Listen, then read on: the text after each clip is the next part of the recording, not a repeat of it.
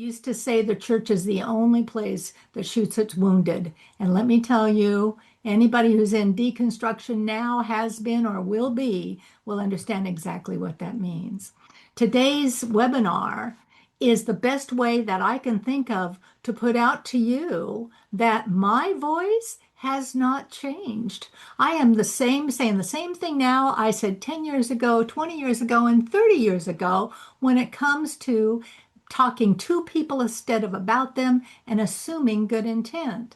But the opening story in this little clip made me laugh because it was about an alcoholic who had been found out by the church. He happened to be the pastor of a megachurch, and history rhymes. We had an historian on this week who talked about things that AI doesn't want talked about. We got an explicit rating for the first time ever. So then my brain says, well, if they're going to say I'm explicit, I guess I can be explicit.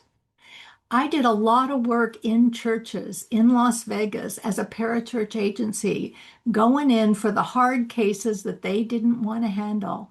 And sometimes the leader of that group would say, we don't want to scare up more rabbits than we can shoot, so don't talk about that here. Particularly when we started talking about sexual addiction, the church's best kept secret. Haven't talked about that stuff in a long time. This video is the moment in time when we just laid it all out there so people could see it's a systems issue. It's not a person. It's not a problem. It is a system. When this pastor was exposed, first they did all the things they did to keep it quiet. They put all the enablers around him to keep him from getting caught.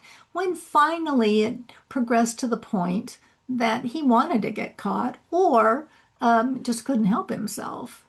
When it became public, then they all were horrified at the extent to which it had gotten.